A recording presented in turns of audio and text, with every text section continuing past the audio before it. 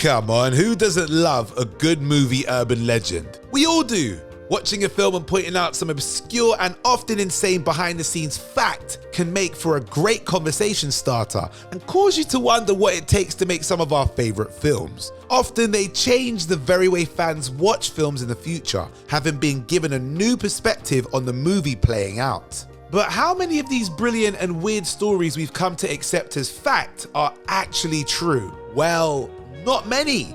I am today's truth teller of What Culture, Ori Styler, and here are 9 debunked movie myths you totally believed. Number 9. There's a ghost in the window. 3 Men and a Baby. 3 Men and a Baby is one of the 80s most enjoyable comedies. A silly premise with great stars, including Tom Selleck and Ted Danson, the film was a mega hit upon release. The last thing anyone was expecting from the film was to see a ghost boy scattered throughout the house where the movie was shot. Now, for a long while, it was believed that the boy was the ghost of a young murder victim, and the house where the film was set was not just a real-life house, but the center of a tragedy. This rumor persisted for years, increasing DVD sales and becoming a brilliant conversation piece for people interested in the supernatural appearing on film. In 2017, though, Tom Selleck appeared on The Tonight Show starring Jimmy Fallon, where he decided to put the whole thing to rest. He said that there was obviously no ghost, but that the figure seen in the film is actually a cardboard cutout of Ted Danson, whose character in the film is an actor who happens to keep life-size cutouts of himself around the house. Now that's not ghost levels, but still hella creepy. Number 8, Dirty-Minded Dust Clouds, The Lion King. Alright, so this one's a little tough to debunk. For one thing, if you pause The Lion King at the right moment, then it could easily be argued that the dust clouds kicked up by Simba do actually read the word sex. But this simply wasn't intentional and only reads that for a split second. The rest of the time this alleged horny-infused dust hovers in the air, it actually reads SFX. Apparently, this was slipped into the film by the special effects team, who just wanted to give themselves a shout out. It caused quite the uproar, with religious organization American Life League kick-starting a campaign against Disney's use of sexual messages in their films. Another interesting story about the intricacies of The Lion King comes from the characters Mufasa and Scar, who according to director Rob Mikanoff aren't actually related in the movie. Rather, Scar is a rogue lion who was once close with Mufasa, but in sensing that Mufasa was getting old, decided to swoop in and kill him in hopes of taking his place. Whether this makes Mufasa's fate less traumatizing is up for debate, but it's doubtful. Oh, and just to ruin The Lion King a little bit more for you, here's a question. How many lionesses were there with cubs, and how many male lions? Yeah, let that one breathe for a second, but that's a story for another list. Number 7, an alternate ending, King Kong vs. Godzilla. In 1963's monster horror classic King Kong vs. Godzilla, the two Goliaths battle through Mount Fuji and end up in the Pacific Ocean, where Kong proves victorious in the fight.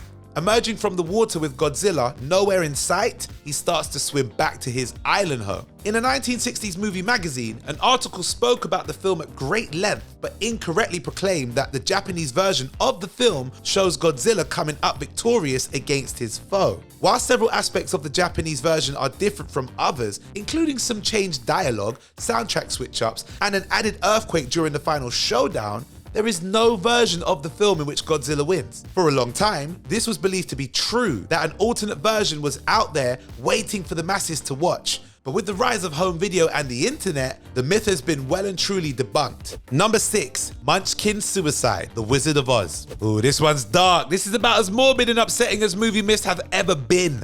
Most urban legends are harmless, behind the scenes fun. But when it comes to The Wizard of Oz, things take a bleak nosedive. The story goes that as Dorothy, the Scarecrow, and the Tin Man are headed down the magical yellow brick road, you can see a shrouded figure in the background. For years, it was believed that it was a Munchkin actor committing suicide on camera, unseen by the cast and crew on set, and left it in the finished movie. If this was remotely true, the observation skills of anybody shooting on the day, or the editors in the editing room, would have to be trash. Many other rumors have been passed around about the figure, from some claiming it's a wayward stagehand to others saying it was simply something falling from the set. The story persisted for a worryingly long time, and it wasn't until the film came out on Blu-ray that the myth was finally dispelled. As it turns out, it was not a suicidal actor in the background or a member of crew getting in the shot, but a bird the studio had on loan from the Los Angeles Zoo. Now that's what you call tweets getting out of hand.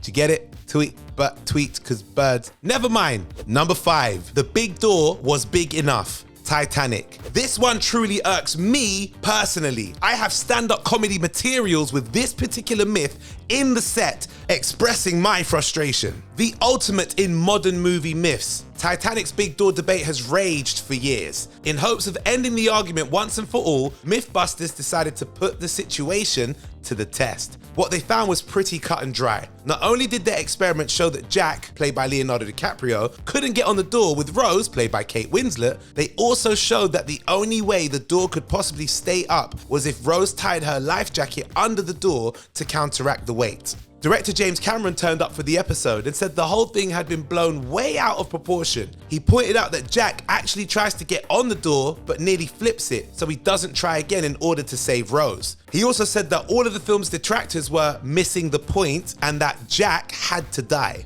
In response to the Mythbusters buoyancy test, he said that there would have been no way for Rose or Jack to think that fast given the situation, and that the Mythbusters boys were full of despite his enjoyment doing the show. Personally, to me, I don't care. I still feel there's some way Jack could have survived. It hurts my heart every time I see him sink to the bottom of that ocean. It really does. Number 4, the water is milk. Singing in the Rain. This movie fact is everywhere you look when searching for Singing in the Rain. One of the greatest movie musicals of all time. It is said that milk was added to the water so the titular rain would show up better on camera. Probably not the best for anyone who's lactose intolerant, of course. According to actress Debbie Reynolds, actor and director Gene Kelly, and co-director Stanley Donen, the whole story is a lie. Donen would go to say, and I quote, "When you're shooting rain, it has to be backlit, or you may not see it very well. There have been a lot of stories about how he put milk in the water so you could see the rain. It's not true. You have to put light behind the rain so that the raindrops show. If you put the light in front of the rain,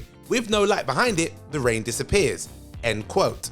So there you have it, from the man who was there. There was no singing in the milk, just a lot of heart and a lot of work to make the film come together. Number 3, Steven Spielberg was the director. Poltergeist.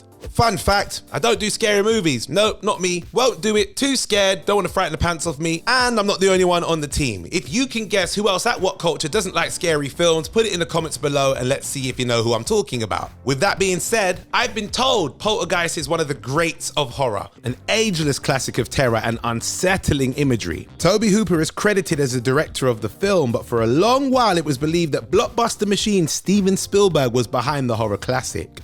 According to reports, Steven Spielberg's contract with Universal Studios prevented him from directing another film whilst working on E.T. the Extraterrestrial. So in secret, Spielberg took charge of the show on set and gave the directing credit to Hooper. Many cast and crew members also came forward at the time to say Spielberg's role in the film was much larger than Hooper's. However, despite Spielberg later admitting to helping Hooper out with the film, both filmmakers have remained adamant that Hooper was the true director of the film.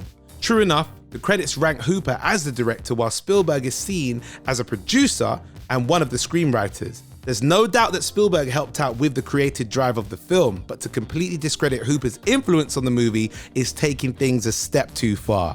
Number 2, Death on Camera, Ben-HUR. One of the most ambitious historical epics ever made, Ben-HUR starred Charlton Heston and required a massive amount of stunt work to be successfully pulled off. With stunt work comes an awful lot of danger. According to one particularly morbid urban legend, one of the stuntmen involved in Ben-HUR's iconic chariot scene was killed, and the moment of his death was actually left in the finished film despite the wishes of his widow. As the true story goes, no stuntmen were actually killed on set, and there's certainly no evidence of a real-life death shown on screen. The only proof of a death during the film's making came with the sudden heart attack of one of the film's producers. Other than that, no stuntmen or animals were harmed in the making of the movie. And number 1, the first Disney animated movie, Snow White and the Seven Dwarfs.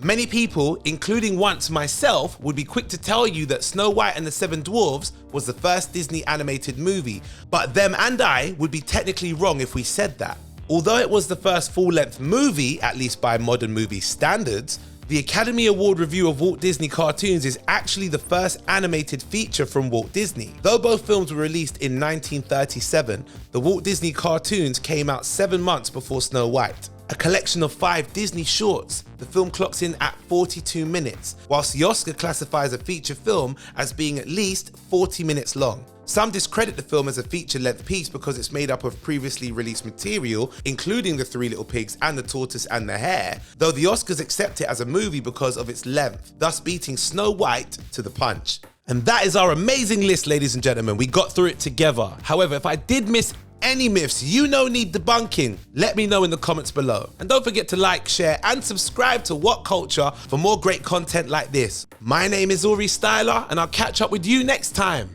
Boom.